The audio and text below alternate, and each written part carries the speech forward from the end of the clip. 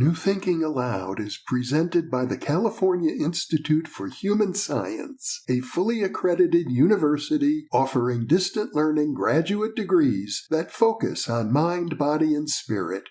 The topics that we cover here. We are particularly excited to announce new degrees emphasizing parapsychology and the paranormal. Visit their website at cihs.edu.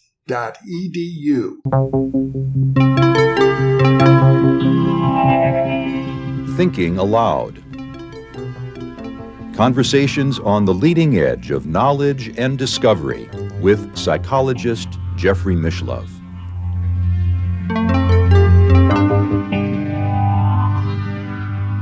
Hello and welcome. I'm Emmy Vadnais, co-host with Jeffrey Mishlove. Our topic today is breaking out of consensus trance with my guest, Julian Gresser, who has been an advisor to many companies and governments and has had an international law practice in Tokyo, Japan. He is also a practitioner of Zen Buddhism and Qigong. He is currently chairman of Alliances for Discovery and Big Heart Technologies and co-founder of Broadband International Legal Action Network. Additionally, he conceived of the Kokoro app with Bill Moulton, who is an AI expert, and it's been rendered on ChatGPT. Julian is author of Environmental Law in Japan, Partners in Prosperity, Strategic Industries for the U.S. and Japan, Piloting Through Chaos, Explorer's Mind, Laughing Heart, a field guide to exuberant vitality for all ages, and How the Leopard Changed Its Spots. Evolutionary Values for an Age in Crisis. If you enjoy this program, please like, subscribe, press the bell icon, and share. Julian is joining us from Santa Barbara, California.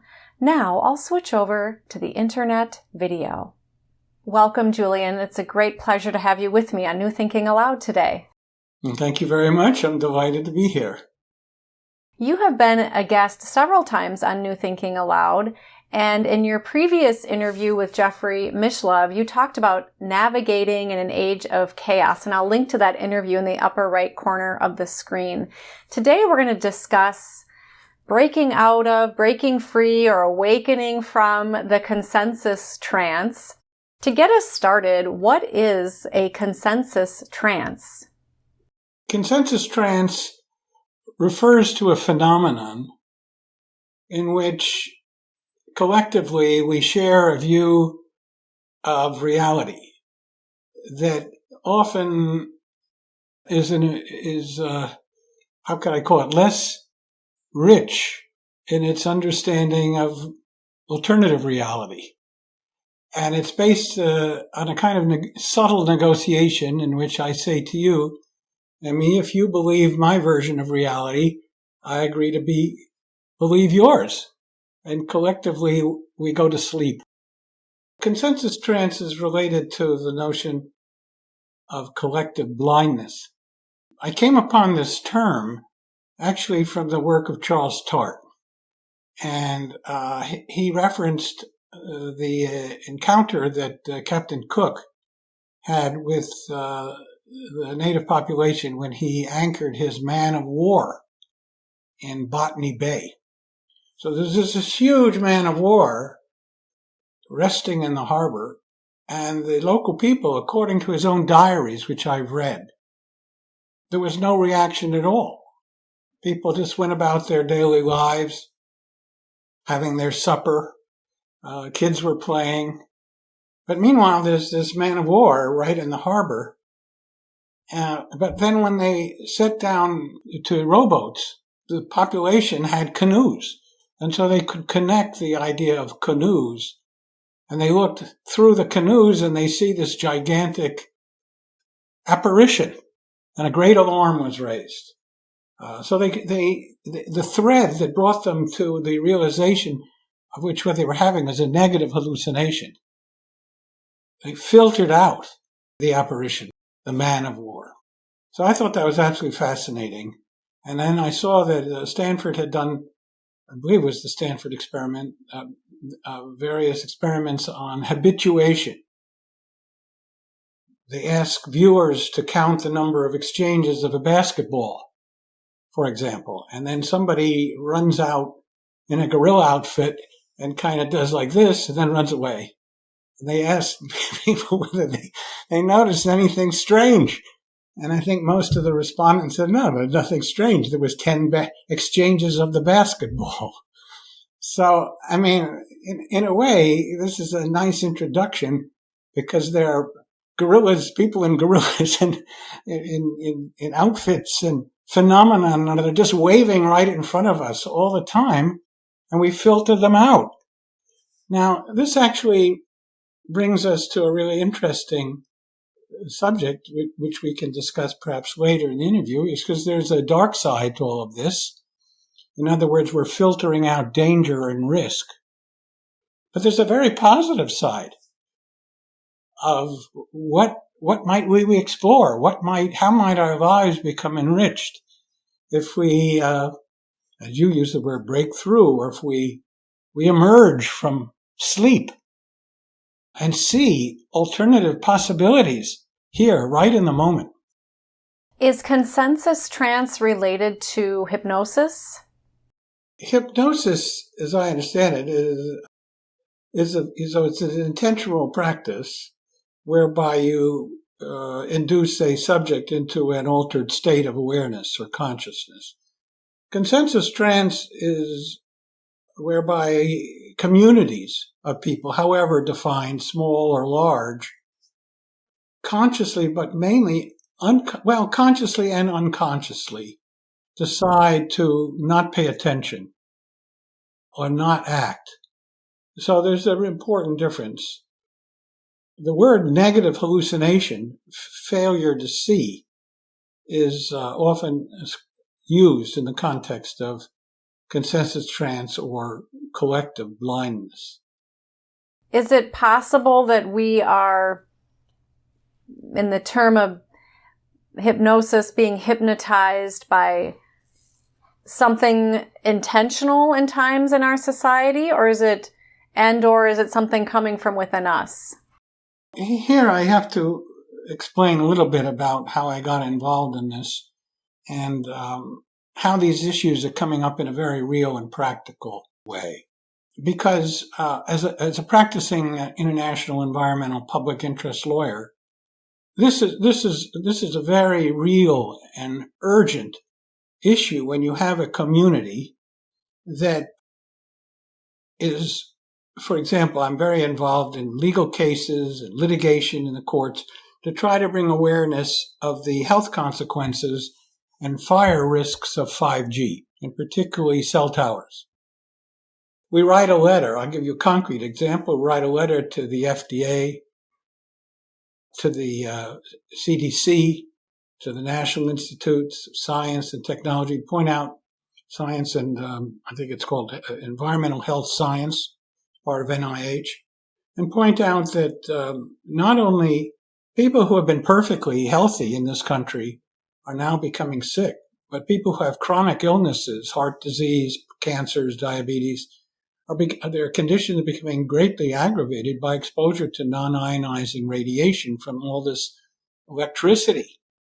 And the CDC and the FDA didn't even deign to respond. So we urged that there ought to be a national registry for victims of these illnesses to be able to at least come forth so the government could understand the depth of this phenomenon. And no response at all. They didn't. And we had major doctors and scientists and citing thousands of papers, scientific studies pointing out that this is a serious risk. So I call that the ignorance imperative.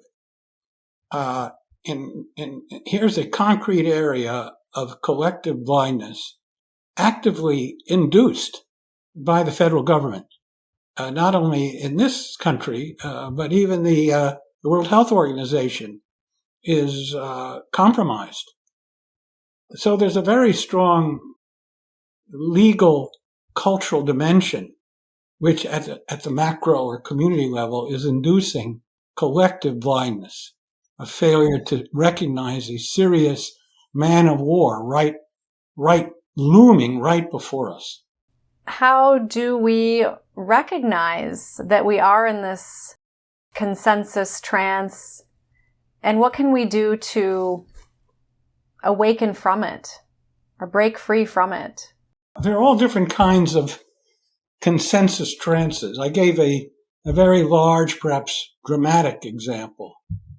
Perhaps a larger example is this whole ambivalence about climate challenges, human security issues. Some politicians refer to climate change as a hoax. I don't think that people in Bangladesh or in India or in Southeast Asia or the South Islands, possibly arguably even in North Carolina, think it's a hoax that climate changes. But it's such a large problem. On the other hand, it shows up in the most minuscule microwave. For me, most recently in my recent holiday in Italy. And I've mentioned it to you. We show up in Rome and we prepaid for our hotel. And we had a first sign of something wrong when nobody helped us with our bags. So we lugged these things up and there's no lights in the shower. We come down and the young lady there informs us with great glee that right under our room for 3 days will be a rock concert. And the consensus trance piece of this is that my immediate reaction was rage and anger that I had prepaid. We hadn't slept for 2 days. They were going to do a rock concert and did right under our room. So what's this have to do with consensus trance? Well, the reaction of what is called the field effect is something happens in the external world and you just habitually react to it. It seems logical to be, I'm a lawyer and they didn't give me any notice, so I got angry. And then something said to me, wait a second, this is a gate. This is an opportunity to unlock myself from the field. In other words, to observe. So I started to get interested in this sort of who it was that got so angry and what was the assumption. And the assumption was that life is normal and stable when life is filled with absurdities. And so I started to get interested. I got more interested in exploring absurdity than I did feeling outraged. And that then, as I recount in the journal that I sent to you, started opening a multiplier effect of disengagement from the consensus trance. Of course you're angry and enraged when somebody puts a rock concert right under your room without letting you know. But what I'm trying to suggest is that every moment we have an opportunity to step into the river that flows, the rivers that flow of meaning that flow and opportunity right under the surface of our lives. And therein is the way to use the term you use, break through the trance, because it opens up another reality. It sounds like you're describing that consensus trance can be our habitual patterns and how we react or respond to situations. Yes, that's one way of looking at consensus trance. And what's really interesting for me is how little things that we tend to augment and make big things. Some are very serious, calamities, but some are annoyances, absurdities. They all offer us opportunities to explore wisdom, because this is the area that I'm really interested in now. And consensus trance and collective blindness are important phenomenon in what I see as a new frontier of wisdom studies, because in all the world's virtually all the world's great traditions, cultural traditions, wisdom is regarded as certainly among the highest of virtues. However, in business, in government, wisdom is treated essentially as non-economic.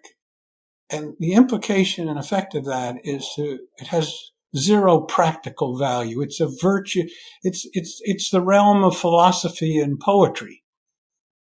But what I'm trying to do is to demonstrate in very practical ways it matters critically, and that it is a skill, and that we can learn it, and it's really fun to learn it together, and it has what I call a very powerful multiplier effect.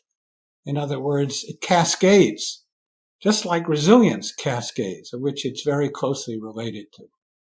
Before we go a little more deeply into how we can break out of or awaken from this collective consensus trance or blindness, can you share a little bit about how you gently moved into these practices? And I know that you were involved with Dr. Elmer Green. Can you share how you first began to know him and how that's informed you over the years?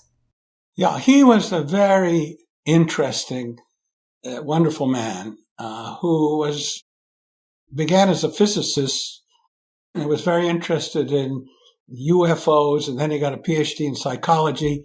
He became really the father of biofeedback and was the head of the program on voluntary controls at the Menninger Foundation. And I was in Japan. I had a law firm in Tokyo, and I had this Kent Clark life where I would do international business deals during the week and then go to this Zen temple in Kamakura and train with Yamada Kouno. She's a very great Zen master. And the practice of Zen, it can be looked at as a discovery process in which you emerge from a consensus trance to discover your essential self, is the term, or your true, who you really are, the nature of you. And that discovery is closely related to discovery of interdependence. Anyway, I created the Discovered Society in Japan, very interesting engineers and historians and so forth. And I had read this book, Beyond Biofeedback, which was Elmer's account of his work with yogis and Indian shamans and so forth. He himself is a kind of a shaman. I was so fascinated by Beyond Biofeedback. The title, it was intended to suggest biofeedback is the art and science of developing voluntary control over your internal psychophysiological processes. Beyond biofeedback was intended to suggest what happens when you have an inner shift in the external world. And so he was very as interested in synchronicity as was I. And we had we created a company called Discovery Engineering International. And we trained a good number of business people, government people. It was the days when Senator Pell was very interested in these kinds of phenomena, as was Jeffrey. This is when I met Jeffrey Mishlove, who has created the Intuition Society. One of the things we noticed in all the training programs that we did to teach people to get into this state of reverie or pre-sleep, post-sleep, it's referred to hypnagogia, was that people started to get shared images without even discussing them. Wow. But in great detail. These are hypnagogic images that are so real, you can't distinguish them from normal reality. And, a frog on a Honda motorcycle going to the Giants game. Now, what's the chances of 4 people seeing the same image without even discussing it? Which suggested shared states of consciousness that was very interesting. So that was kind of one of the precursors. And then Willis Harmon, who was the head and friend of Elmer's at the Noetics Institute, was very interested. We trained Willis in our technology, and I was absolutely fascinated by this. And our goal was to help business people become even more creative. So there's a very close relationship to innovation, because some of the great discoveries in science, such as the discovery of the organic structure of benzene, occurred in this pre-sleep, post-sleep state. So there's a kind of flow to this work, even though it looks like I kind of been in different arenas and pots. To me, it's all kind of coherent. Yeah. Somebody else might think it's madness, but it isn't. There's a thread, a golden thread that connects all of this. Right. And it also sounds like it helped you be, for all intents and purposes, successful in your work as an attorney. These issues come up, and one of the ways, in a practical way, they come up is negotiation. And I've invented over many years, I have a lot of data in a whole different approach, a kind of martial arts approach to negotiation, informed and guided by what I call big heart intelligence. And it's very effective, particularly in building alliances or in understanding what I call the shadow game. What I referenced in terms of the CDC and FDA refusal to look at these agencies are under the control of the telecom industry. And the shadow game has the singular and unfortunate effect of disabling consciousness. That the point of attack of the shadow players is always the mind. So by creating false assumptions or creating blindness to effects, it's a way to manipulate people. And this artful approach to negotiation right away begins by understanding how the mind is attacked. And the mind is always attacked with false assumptions, false expectations. So the minute you get the smell or the taste of the shadow game at play, the first thing you do is you ask, what are the controlling assumptions that I am making? And then you drop them. And then your eyes open to the chessboard as to what's happening. And it comes up time and again. We're able to neutralize the shadow players. And we see this right now in Los Angeles, where we're suing the LA County because of its refusal to pass an ordinance, which is basically written by the telecom industry, to basically deny even hearings prior notice of putting these massive towers right next to playgrounds and childcare centers and so forth. They are propagandizing by saying 5G is really good for you. They proposed resilience hubs that rather than making the communities resilient, make them less so, and so forth and so on. So I have very practical data on way consensus trance, the shadow game is played in the realm of business.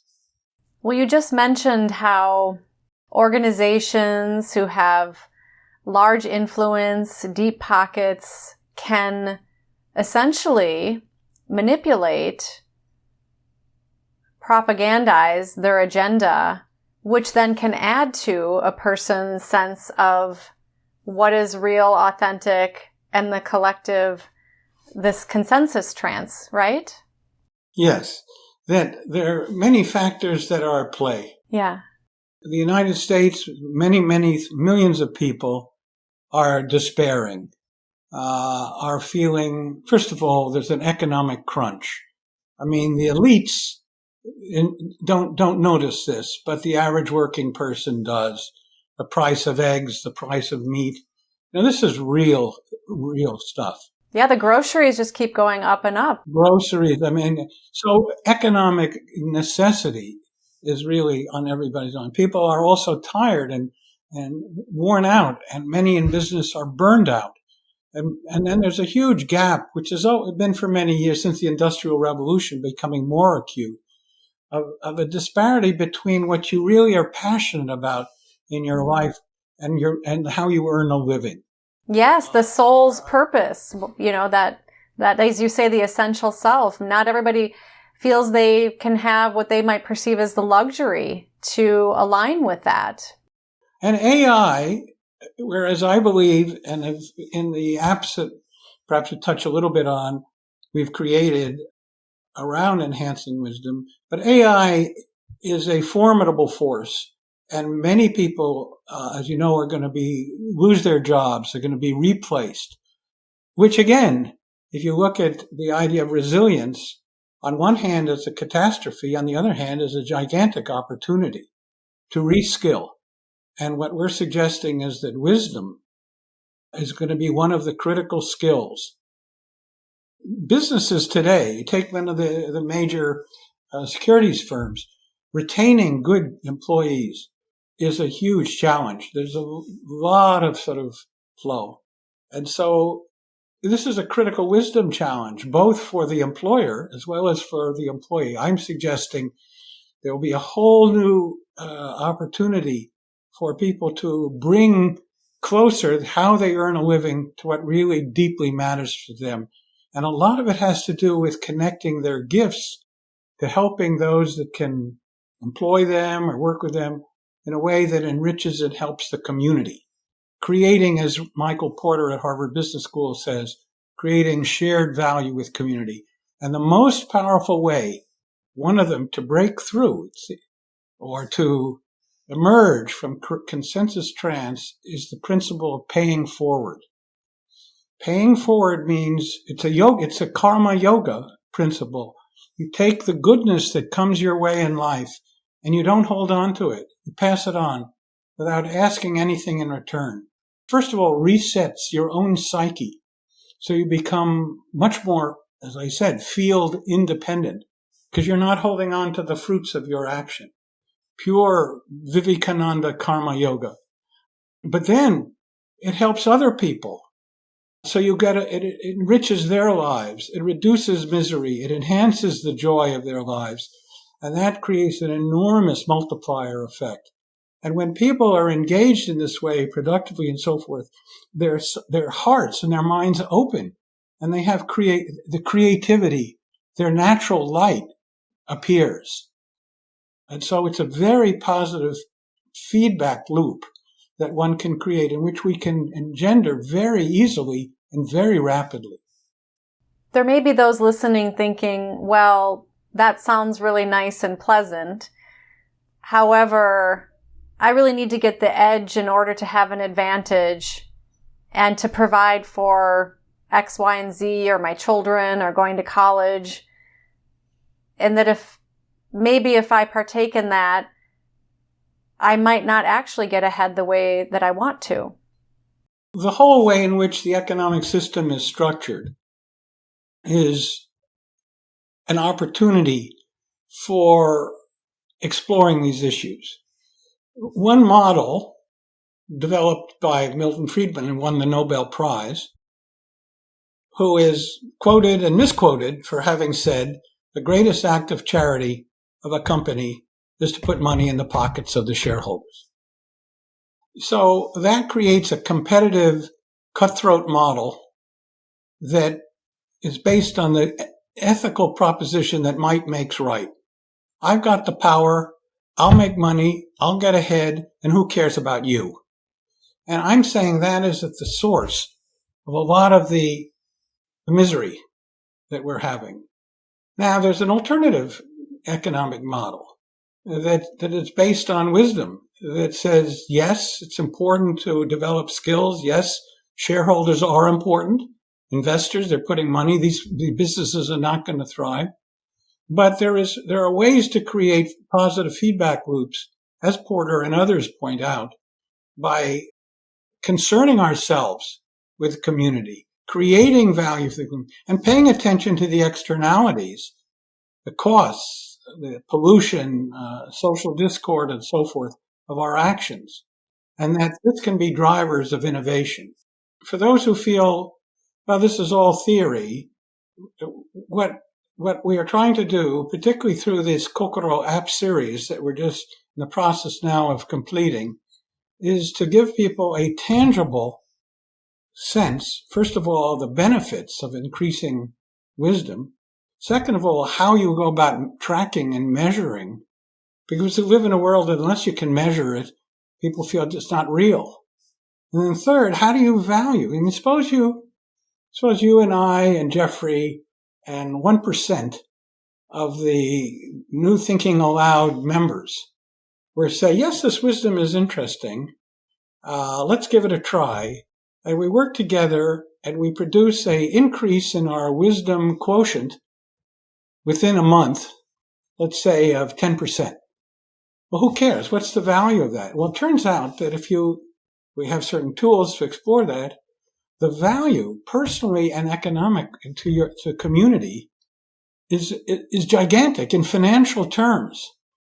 So what I'm trying to suggest is if we can bring wisdom and resilience into the national conversation and apply it practically, to the answer to your question, people discover this is the high road to advantage, personal advantage and commercial advantage, which are not irreconcilable. They can be harmonized, but that we haven't thought of connecting these dots quite in the way I'm suggesting.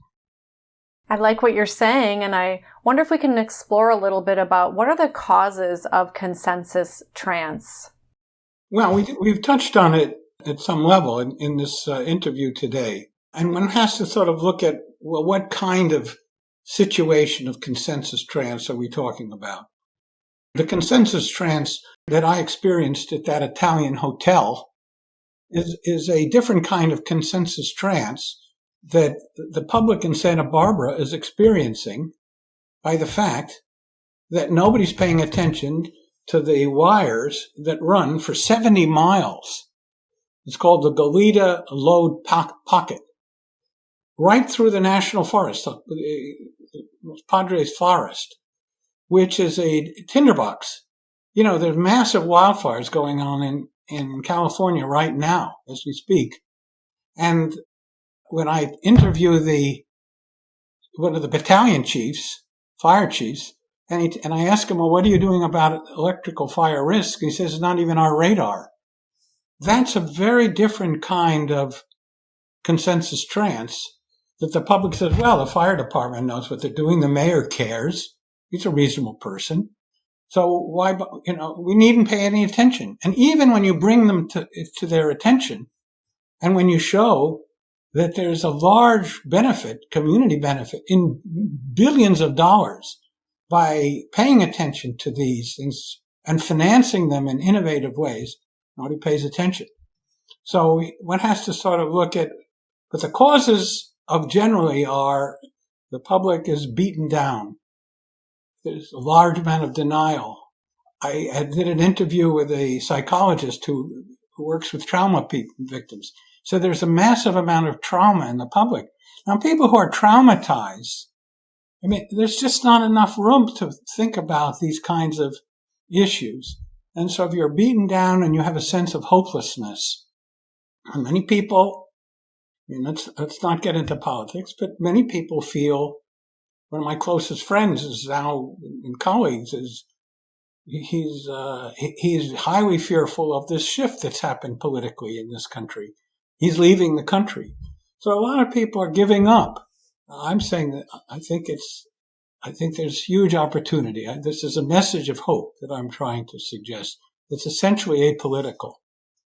We tend to other each other and think that this political party is better or worse, or that group of people are better or worse. And how does the awakening or breaking out of consensus trance, how might that assist us with how we tend to use that as a way of not participating in ways that can be beneficial for ourselves and others? You're raising another very important point I'd like to amplify a little bit on, which is that, as I say, the gate or the opening comes from major challenges. So rather than of any kind, they could be personal, they could be social, they could be political, they could be environmental. So the problem creates the opportunity. Now, one of the deep consensus transformation opportunities is what I call the separation hypothesis. This is pure kind of, you could say, dharma. But we are programmed to believe that we are alone, that we come into this world alone and we ultimately die alone, and that we are essentially separate. But what if we see that as just a hypothesis? What if we see that that's part of a programming, a societal programming? Suppose it's not true. Suppose at one level, yes, phenomenally, Emmy is separate from Julian or from anybody who's listening to this.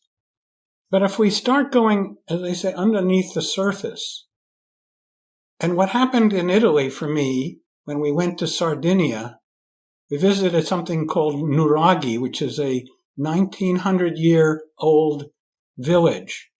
And at the center of it was a well. And for 2 days in the year, pilgrims 1900 years ago till today come to this well where the moon lights up the well and illuminates the entire scene. And that was followed, actually, when I went and I arrived at a town called Alghero, and we opened up our room in the hotel, and the entire world was illuminated with light because the sun was setting. And I've written this up, and people can see it actually happened. What if we're not separate?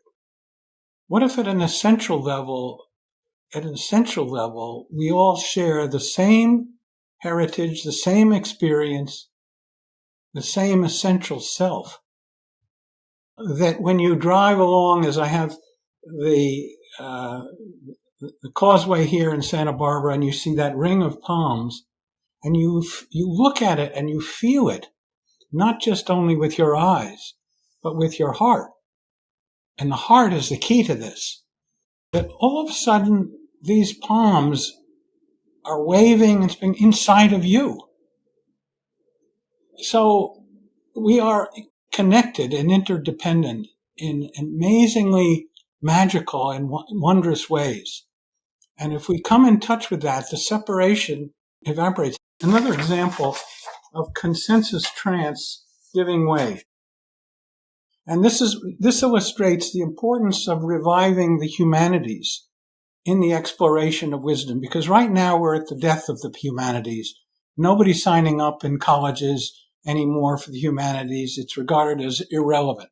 And we've done several what I call evolutionary conversations on the rebirth of the humanities. So I cited in my conversation to my classmate from college this beautiful passage, and it said, like the generations of leaves are those of men. The wind blows and 1 year's leaves are scattered on the ground, but the trees bud and fresh leaves open when spring comes again. Now that is the setting, is the encounter on the battlefield of Troy between the Greek hero Diomedes and Glaucus, the Trojan hero. And Glaucus, and Diomedes says, get ready to die, because he was a superior fighter. And Glaucus repeats this, says this beautiful phrase, and then he says, before we fight, let me tell you about my lineage. And so he recounts his lineage, and it turns out that his generations of leaves overlapped Diomedes. And Diomedes says to him, well, why are we about to fight? We ought to sit down. You should come to my home in wherever in Greece, and you will be my honored guest. And Glaucus says to him, you the same. You will be my honored guest. And they come together as friends. And so by understanding their mortality, and yet the fact that the generations of men and women and the leaves fall, and yet they're reborn. This is a deep, deep idea that we are deeply connected.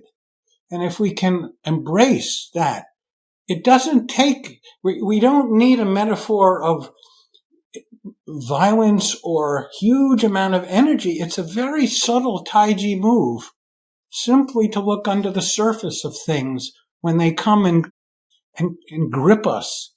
And out of that will become a multiplier. And what happened to me in Italy, because after this illumination in Nuraghi, which is in Sardinia, I then became very interested in, not only this notion of equanimity, but silence. And we were in Santa Margarita. There was a church there, a little church. It was all in Baroque gold. But what really struck me was the beauty of the silence, profound silence. And it really struck me what an innovation Jesus, I'm not a Catholic, but what an innovation that Jesus' insight had, that you create a church where people can go, anybody, the poor, the downtrodden, everyone can go and in their inner hearts can experience profound silence. It was the most extraordinary experience of silence. This is the opening. If we can engage our hearts, if we can engage the light, if we can engage silence and listen, deeply listen to our own hearts and listen to others, these transformations will occur. And as I say, we've been able to document that there's a powerful multiplier, which we can enhance through paying forward. Social media can be an aid, and AI can be an aid. As we have in our Kokoro series, we have basically encoded the wisdom genome of all the great traditions of history and literature, such that if you wanted from Lao Tzu to Vivekananda to Nelson Mandela to be your personal advisor with one click, encoded using resilience as our key and wisdom. And I did. On my Italian voyage, Kuan Yin was helpful, Rumi was helpful. And then I thought at the end, well, this is a little too poetic. How about consulting somebody who's really been through it, like Nelson Mandela? And boy, was he on point as a guide and reference for the process that I was experiencing. How did Nelson Mandela help you with your experience when you were traveling? He gave me insight because we have another project and we're training 1,000 climate change leaders. And we're going to have a conference in Japan in July. And he pointed out the connection of not sort of believing your thoughts. When he was in jail for 25 years in that island, he had a lot of time to either despair of his thoughts or to explore his thoughts. So not believing your thoughts and connecting the goodness and adhering to the light, and particularly adhering to the mission that he had to bring justice to South Africa in a way that didn't demonize everyone. So he gave me, even though they were very different contexts, a sense of how what I was experiencing connected to other areas, such as our interest in training wise leaders at all levels of society, and particularly around these critical issues that face our planet. The other thing, Tess, I want to mention is this process, this inner process, is not something that just sort of happens and then, oh, good, that you feed on it and that's fine. I feasted. It really is a dynamic, ongoing process that if you get these kind of tender mercies, it's really up to you to kind of cultivate these messages, your inward messages.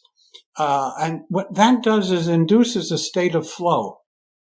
And so what you can do is you begin to, the disparate events of your life all start finding connection with one another. And synchronicity is one of the ways you kind of keep score. I mean, I bought this Honda. I'll give you a final trivial example. I bought this Honda, and for no reason, it breaks into an alarm. And so I don't have really understand why that happened. So I got the people at the Honda service were going to fix it, but it hadn't done it for some time. And I bring the Honda in at 8:00 in the morning, and I was concerned because how was I going to convince them that when I'm driving on the highway, all of a sudden an alarm starts. So, and it hadn't happened for weeks. So just as the manager is approaching the car, the alarm goes off. I didn't do that. But the point is that there's these, from little trivial events to great events, when you get into a state of flow, you get feedback almost at every turn. And that's what's so fun about it. So much, because the whole world becomes magical in that sense. And you're open to what my dear friend and colleague, Dr. Joe Cambry, who headed up the International Analytics Psychology Association, this whole field of emergence, flow and emergence, things emerge and you kind of get in the flow of it. And you're a participant, but you're also an observer. And that's really an ecstatic experience, to have a sense that you're part of this journey. And that consensus trance, which is where we began, and collective blindness are a phenomenon, but not something that somehow that we have to despair of or be gripped by without any kind of way to deal with it. We have powerful capabilities right within ourselves, and we have an opportunity together. If there is an interest of those that watch this video, I invite them to join a project in which we will demonstrate these skills in living action and together generate what's called a resilience wisdom multiplier effect. If we did it with 1% of New Thinking Aloud viewers for 1 month, that can be a catalyst that can begin a very profound shift at all levels. That we'll see only a part of it, because a lot of these processes occur underneath the surface of things. It sounds like you're also describing people connecting with their intuition, their own inner knowing, their own inner wisdom. Absolutely. And I'm trying to also highlight the good work of heart math, to recognize that the heart is far more than a pump, that the energy field around the heart is more powerful than that of the brain, and that the heart is in constant communication with the brain. If I may, I wanted to discuss this earlier, but I can perhaps conclude with a simple practice, which I call just click.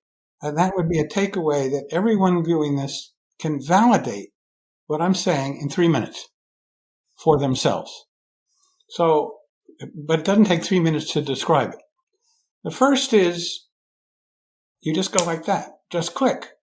And that sends a signal that something interesting is going to happen to your mind, body, and spirit.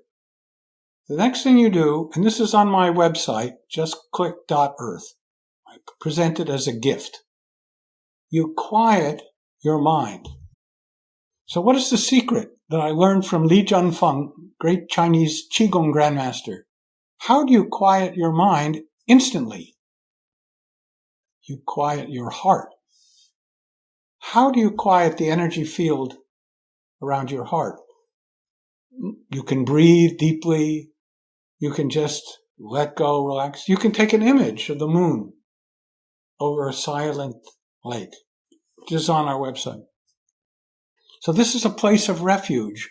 Instantly, you can quiet your mind by quieting your heart. The next thing is you pay attention to the energy field around your heart, which is love, unconditional love. So you get a sense of this field. You can experience it directly. It takes no more than 3 seconds as you begin to develop this. You pay attention to the energy field of love around your heart. And then whatever happens next, which is where synchronicity comes, whatever happens and whatever you notice. I mean, I can notice the circle behind Emmy, that great circle, or I can see Emmy smiling. Or if I'm on my own, I see a hummingbird comes by, or I see a rock. It doesn't matter. That's what's interesting to me. It doesn't matter. You connect the energy field of love to whatever happens in that next moment. And if you wanted to send your love out to the whole universe, it comes back. it comes back with love. And so you create a dialogue of love, which I experience as happiness, that vitality, and a profound sense of gratitude because we're connected in love. And the last part is to pay it forward. That all can happen in 3 minutes, and you get an instant sense of what I'm talking about in terms of connecting to this other field.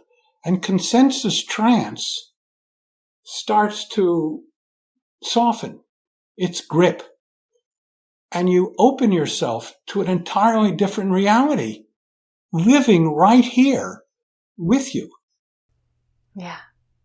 Very beautiful, Julian. Thank you for describing that seemingly, and it is, simple exercise for all of us to engage in. I was doing it as you were describing it. I heard my dog in the other room, so I sent her love, sent you love, and then I also have appreciation for who made this art piece behind me that you mentioned as well. Pay attention now to what the dog gives you back. It's very interesting. Animals are very sensitive to these kinds of phenomena. So you may have a surprise waiting for you from your dog. You mentioned love, which is something that we all possess, as you described. It's something that I believe we all really want. We can have fear that can stop us in these practices, which is probably a good idea for people to explore and maybe do their own inner exploration with whatever might be limiting in those regards. But love can also dissipate fear. Of course, fear can serve a purpose. And we can have limiting beliefs. And by doing what you just described, we can step back from those thoughts in our minds and the shadow part of ourselves. I did an interview with Jill Bolte Taylor, who had a stroke. She wrote the book, My Stroke of Insight, and she had the left side of her brain completely go offline, and her right brain was online, and she felt a oneness, that interconnectedness. And she now describes versus the left and the right brain. She talks about how we have a left emotional and thinking brain and a right emotional and thinking brain, but the left side is more the analytical, the shadow emotions that base experiences and emotions on the past, whereas the right brain is, according to her, she's a neuroanatomist, Harvard trained and published, it's my understanding, is that that's where we have the emotions connected to what we're doing. Being in the present moment is what you just described with connecting with the heart. And then that's the right emotional part of the brain. And then the right thinking brain is that connection to that oneness to all. And it seems like, and she described this, that we're in an evolutionary process, perhaps more toward that versus devolving, hopefully. Well, I think it's happening simultaneously, that we're falling apart and coming together at accelerating rates at the same time. But I do think that the more we can integrate the heart and the mind and the hand through very practical practices, the more we will emerge from, or consensus trance will lose its grip upon us. And I do want to just reemphasize the point I made earlier about the wealth of wisdom which is embodied in the study of the humanities across cultures. I mean, the image of Diomedes, who at the next moment would have slaughtered and butchered Glaucus, and yet by that turning phrase to show him that they were connected. They were connected in family. They were connected in their common journey. Shifted something for both of them, and the capacity that they had for love right in the battlefield brought them together, affected a major shift. And I think these kinds of opportunities are well described in the humanities of all traditions. And I think really what we're talking about is the birth of a new humanism that can inform and guide us in these very difficult times, and that wisdom is really at the heart, if I can use that term, of a new humanism, which of course embraces and includes a profound concern and compassion for all living creatures, not just human beings. Yeah, absolutely. Julian, is there anything else you want to share today about breaking out or awakening from consensus trance?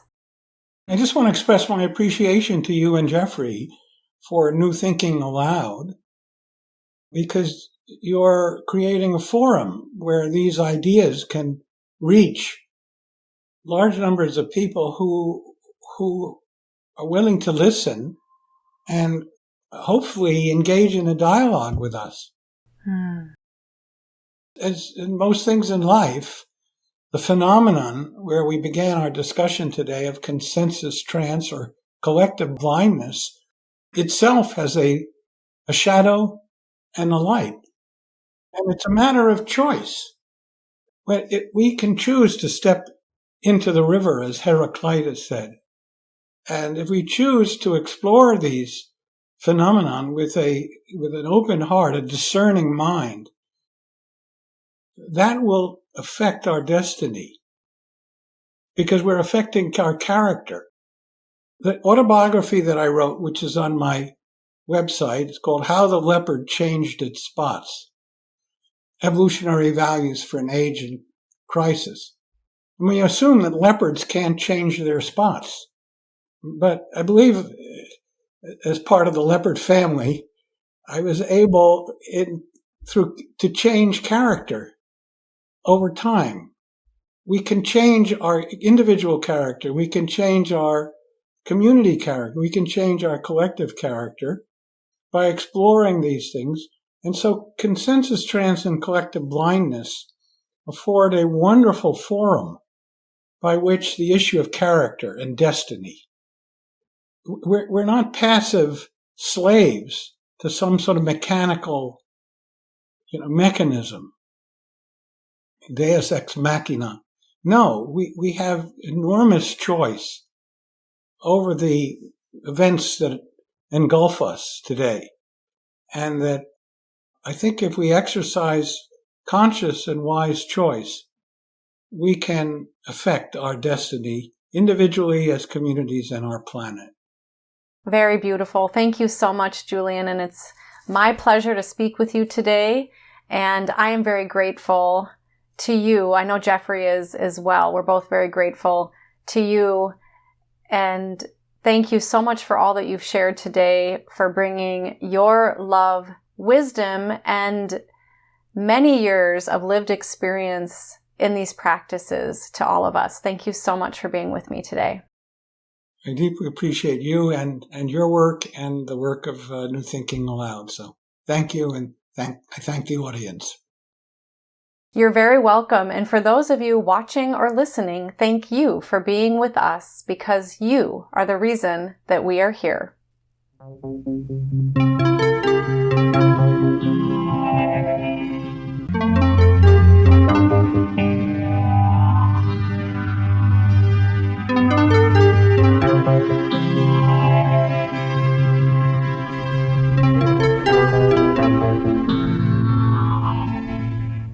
Book 3 in the New Thinking Aloud dialogue series is UFOs and UAP, Are We Really Alone?